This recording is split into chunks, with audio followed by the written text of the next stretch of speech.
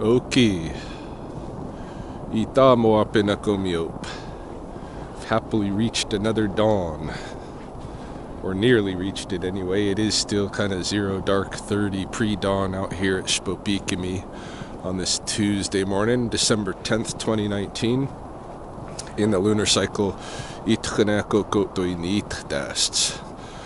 but we're definitely moving into the heart of winter as far as it relates to fixed Gregorian time, unnaturally fixed Gregorian time, and so probably many of my upcoming videos over the next couple of lunar cycles are going to begin in the somewhat dark like this, because my mornings are not going to get any brighter,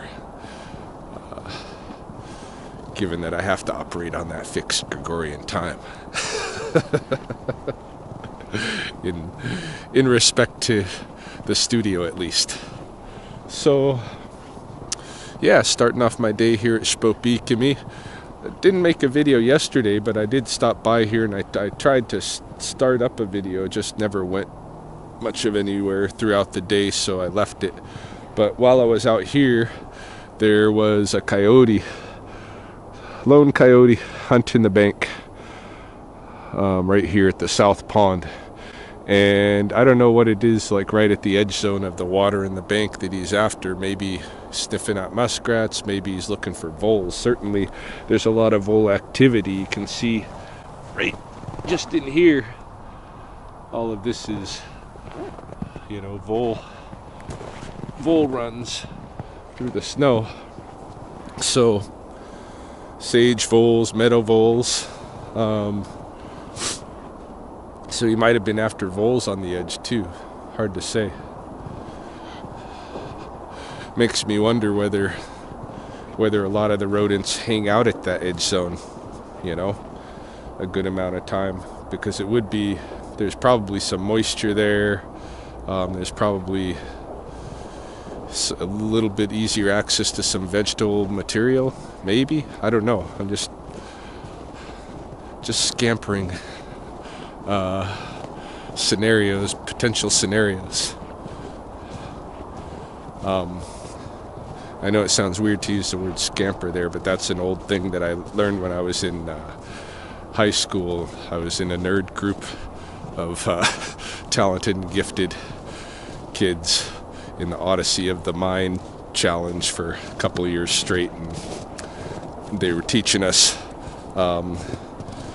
different problem-solving methods, and one of them that kind of stuck with me a little bit is this acronym SCAMPER, where when you have a problem, you know, you could try substituting, combining, amplifying, you know, multiplying, or all of those letters of SCAMPER stood for different ways you could look at the scenario or try to work with the problem to find a solution.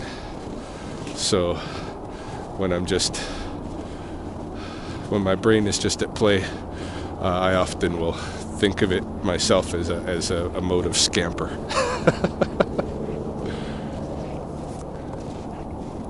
Oh, here comes a train on the high-level bridge.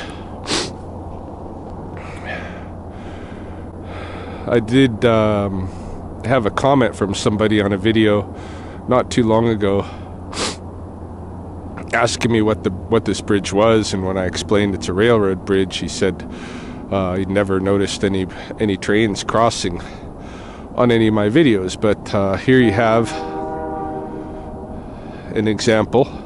They cross a lot in my videos, you know, just in the background. I might never focus on them, or don't focus on them very often, but this is still a very active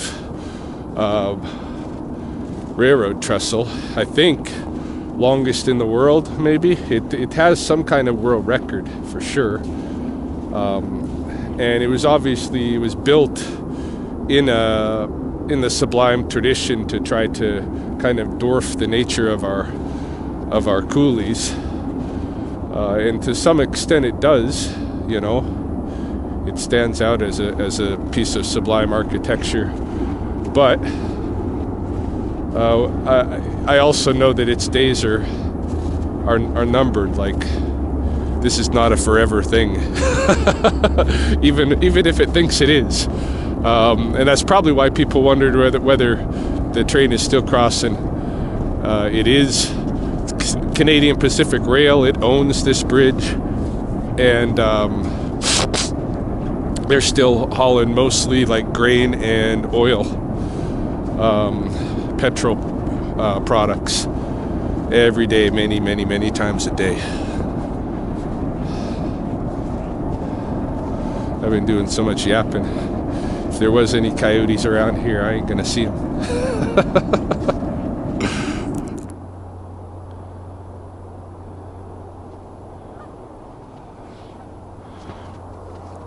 Impossible for me to show you with the camera gear I have on me at the moment, but there's a couple of male golden eyes in among those Canada geese. Far fewer geese than I would have expected.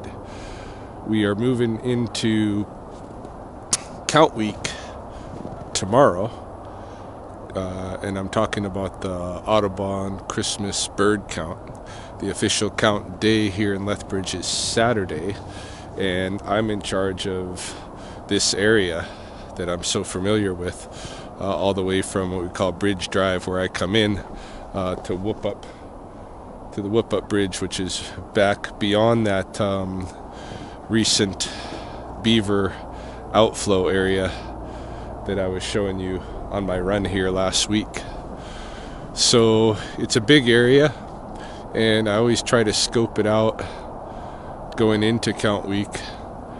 And as of tomorrow, I can really start looking for rarer birds. You know, like if I see that northern shrike here over the next few days, I can make note of that. And if nobody sees it on the count day on Saturday, then we can still count it as a count week bird that was seen at this site, you know. Or if the kingfisher, for instance, is one that I'm always looking for, because on some count years I'm the only one that's found a kingfisher. So, and I know they're still around. I hear them on the river. I know there's one at the Wilderness Park. So whoever has the Wilderness Park has the real job this year. Although I am going to go spend some count week time there over the next few days. I can, you know, count week would start tomorrow because it's 3 days before count day and 3 days after, right? So you got the 7-day count week. So Wednesday, Thursday, Friday, anytime in there, if I see those swans at the Wilderness Park, that family of swans, well then they can be included if nobody happens to spot them on count day, because they still were seen on count week. There's some pretty fresh coyote tracks coming down from the spring. I wonder if they went and got a drink of water. Looks like more than one dog. Probably a pair of coyotes. Yeah, this spring is always kind of a place for some action. You never know what you'll find here, and it's always open water even in the coldest of times. So it's a place where some animals come to get a drink, and some animals might come to feed on minnows and stuff like that. Yeah, it doesn't look like the coyotes stopped at the water though, not from what I'm seeing so far anyway. Oh, here they kind of split.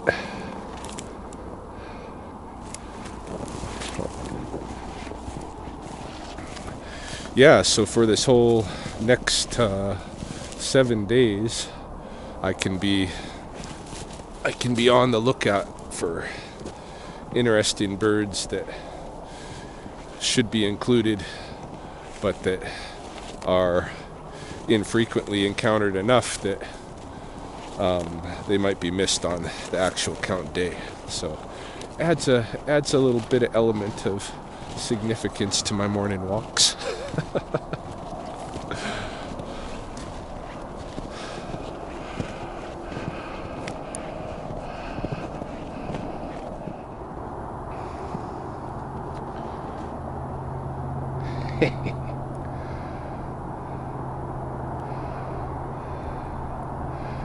All right.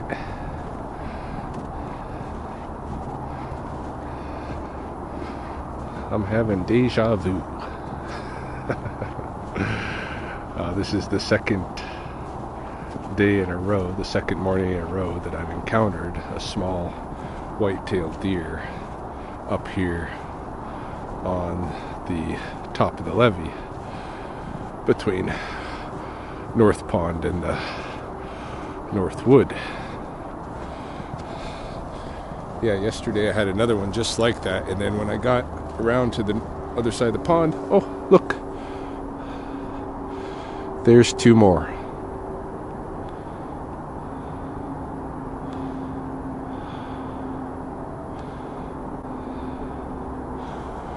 But what I was curious about, even yesterday, encountering the one up here, was I was wondering what it might be eating, right? Because I'm studying the deer diet, and what I've been seeing in the wilderness park is the whitetails eating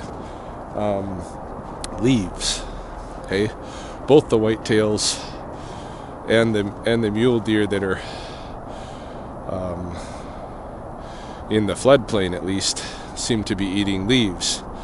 Now, this guy would have had lots of access to those leaves, but he's up here where he probably does not have access to leaves. So what's he eating? And I'm just kind of looking. I mean, there's different plants that grow up here on this levee, and I've seen some weird stuff go on here.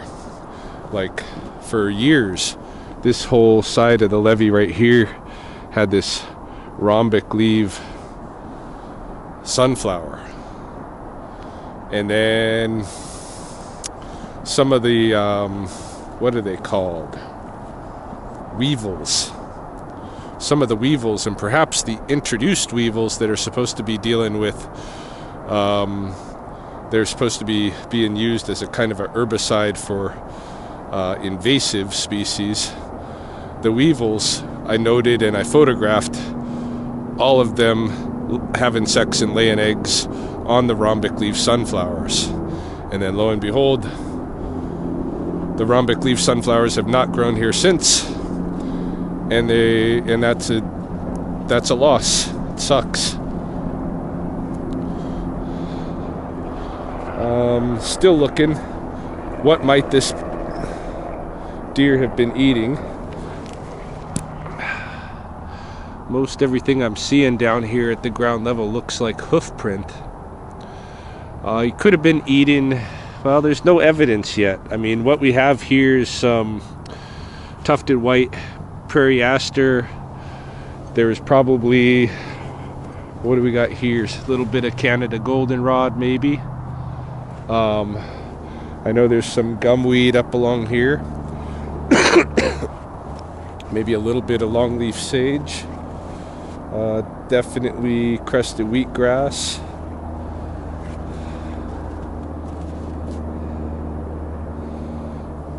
But I'm still not seeing what it is that he was clipping. And yeah, I have no idea.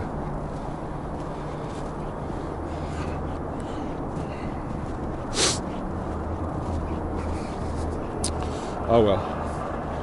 I best be heading to the studio anyway. Get things open and running over there. So it is cleaning and rearranging day at the studio. We've decided to bring the workshop tables back together, kind of bring hopefully some of the team cohesion back together with it. Yes. And separate the workspace from the retail space. We'd have tried having them mixed and having the retail space along the perimeter, but it seems to be causing some issues. So we're turning this area into the retail space, separate from the workshop. Bring a little bit of privacy between people who are here customers who are here to buy in the workshop area. But still to be able to see artisans at work on this side if needed. And yeah, we just needed a good cleaning day and and a little bit of change here and see how that adds to the atmosphere of our studio.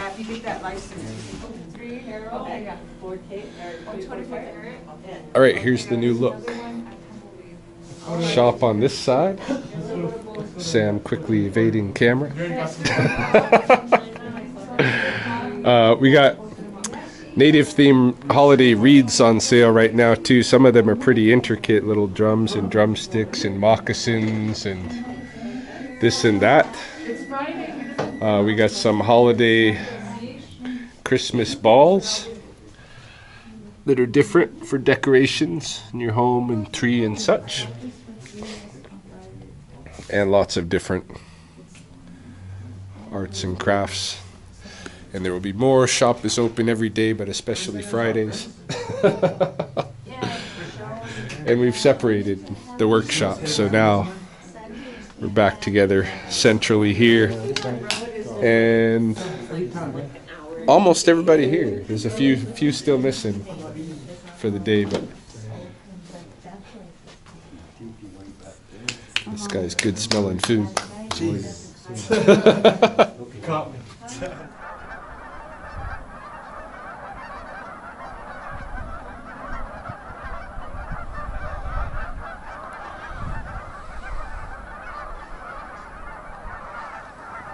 It's after hours now, obviously, while the sun's going down.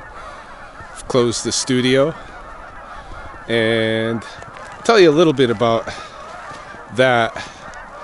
Just as soon as I had my look here, I wanted to come down before I lost all daylight to see if the swan family is hanging around.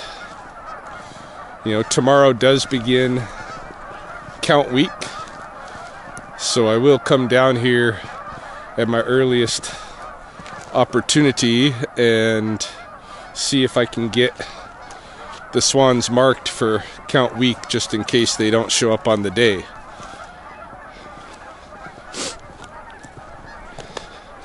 And I just like using what little daylight I have left. Wow. There are thousands of geese here and other waterfowl, and thousands, you know, and there's others still arriving. There's flocks coming in. I'm just going to continue up the way here and see if I notice them. Oh yeah, here's some coming in. I don't know if you'll be able to see with this camera.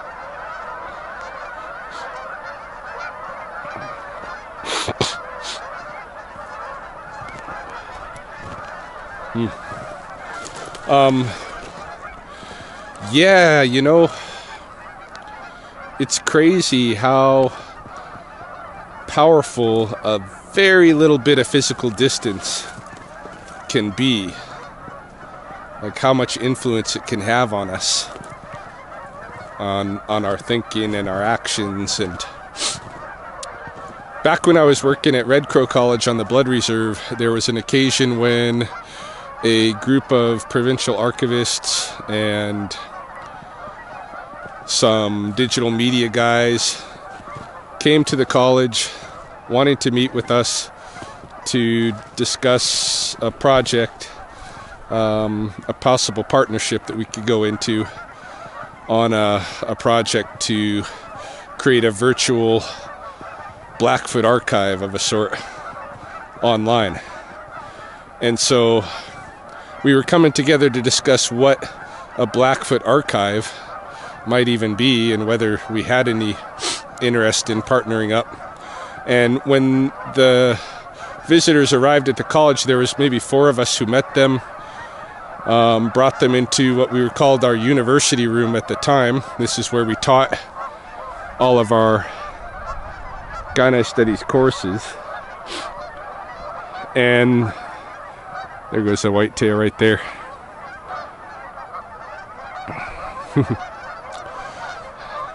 That room was organized with kind of a circle of desks, but it was organized with the intention of seating like 20 to 30 people.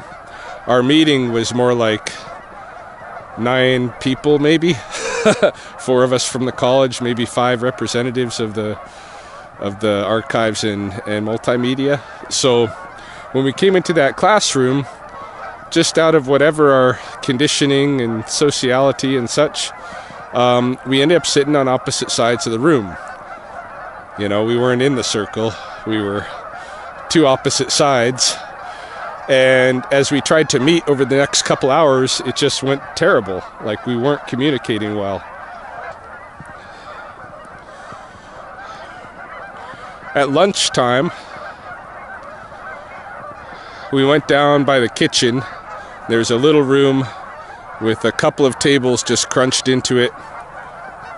Very close proximity to fit 9 people. And we had lunch together. And all of a sudden, in that little space, our communications became really fluid, and people were understanding each other and having respect for each other. And my late friend, Narcissus Blood, was at this meeting. And he told me, when we're done with lunch here, why don't we take him up to the boardroom to continue our discussions. There we can just sit around one table like we are down here, and it'll maybe things will continue to go well. So that's what we did, and they went well for the rest of the afternoon. And then we found an idea that we wanted to partner around, and we created a project called Seeing with New Eyes, where we basically proposed that one of the Blackfoot archives is on the land, and we took them around to visit sacred sites, and they converted what we did with them into a kind of an online game that a student, you know, at a public school could play to give them a sense of what we mean, you know, a Blackfoot equivalent to an archive being on the land. So it was a fun project. It worked out well, but we had to come into that close space to do that. And at the studio, maybe a month ago, we changed from having everybody in around one kind of crafting bench area, a nice close knit that fit just all the number of students that we have. You know, 14 plus an instructor fits right tight around those tables. We changed from that, which is what we had been doing throughout the program, to when we opened up shop to begin sales, we positioned individual booths around the room, which you saw in the videos. And those were intended to be just sales booths, but pretty quickly the artisans just kind of migrated from the main table in the middle to start working right at their booths, and it made sense for them to do that. And it wasn't long at all before murmurings of discord started to arise around various issues with everybody in relation to everybody else. And even though I noticed the murmurs rising, I didn't make that. I didn't relate it to that lesson about space right away.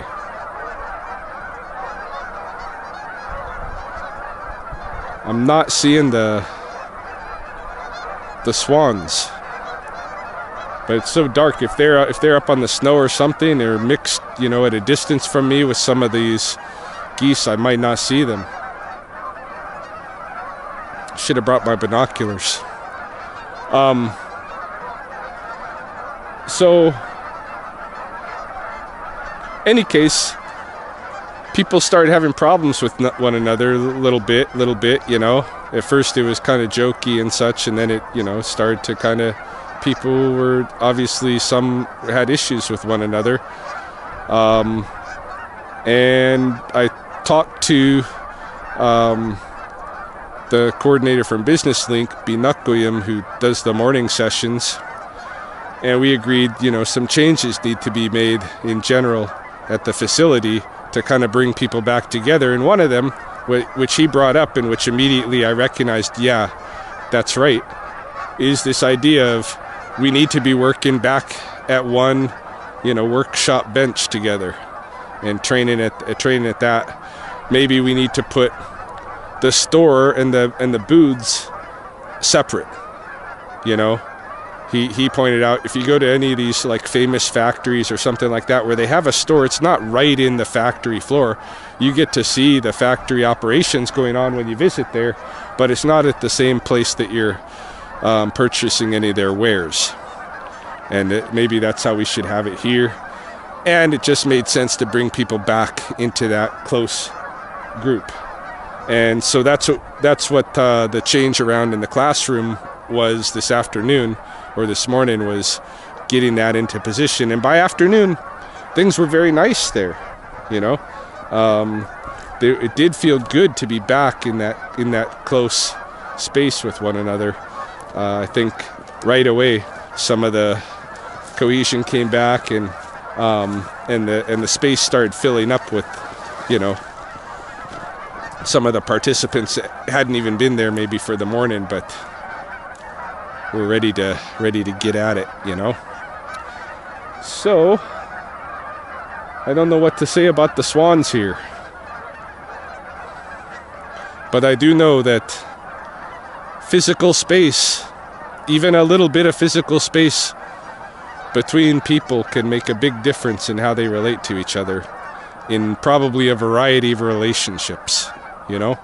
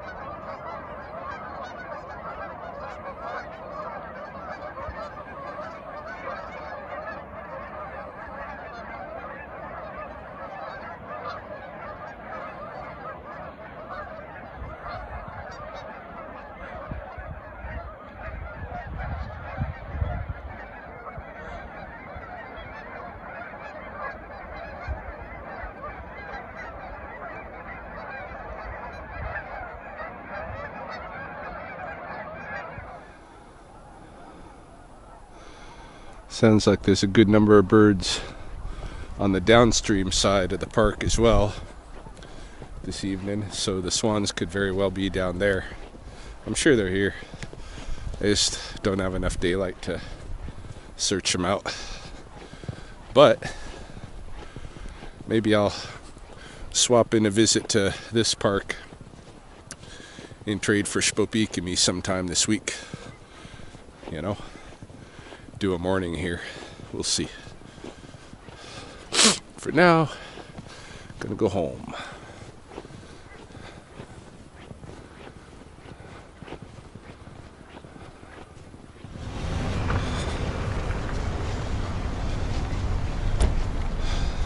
All right, we have a fortunate synchronicity going on this evening. I did go home, but not for long. Chels and the kids stopped by and got dressed in snowsuits to come out here to the kind of strip mall across the street from my studio, because the train track that's behind this is going to be receiving Canadian Pacific Rail's holiday train this evening. Well, it's probably already there. It's probably already parked.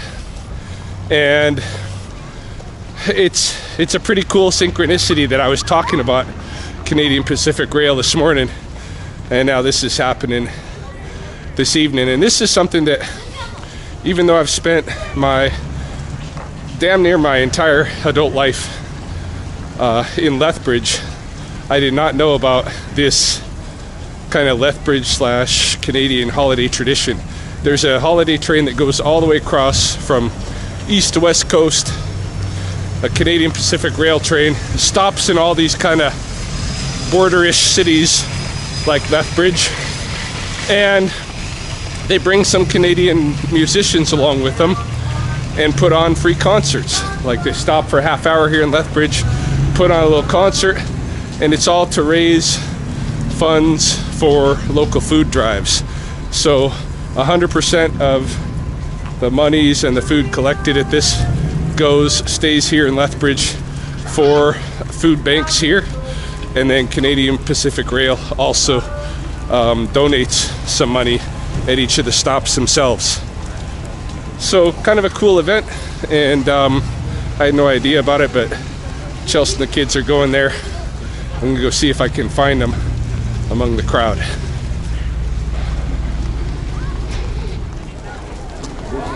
Well, it looks like the train is just pulling in.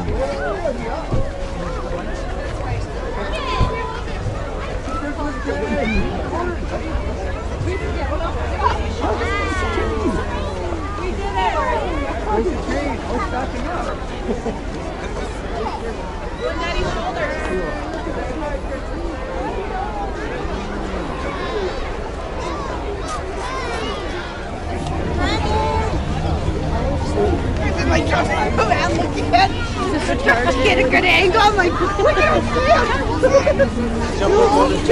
so Chels says that her and the kids are this way and somewhere in the front. Oh, I hear music.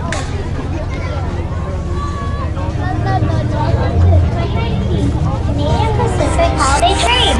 1 minute till showtime. Will all the invited dignitaries please report to the stage car?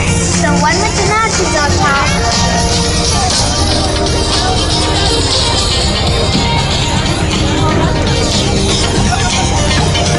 Hey kids, keep an eye on your parents so they don't get lost.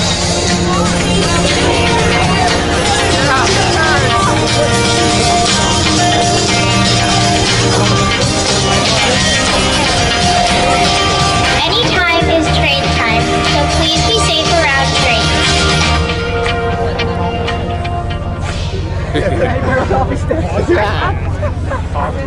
See if we actually find them. Sounds like the show's gonna start.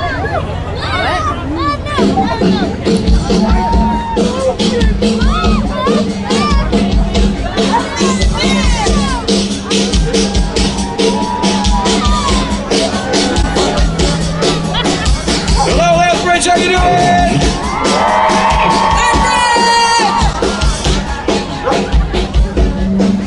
The party begins.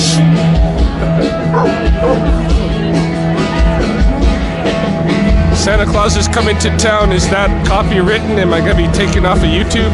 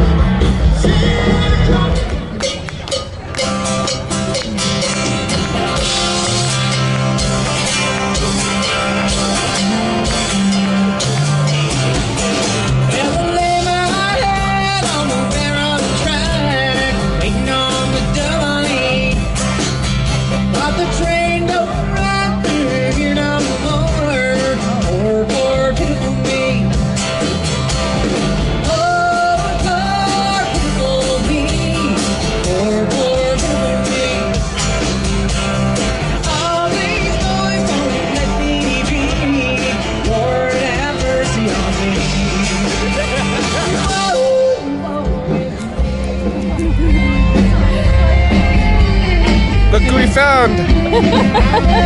Or rather, they found us.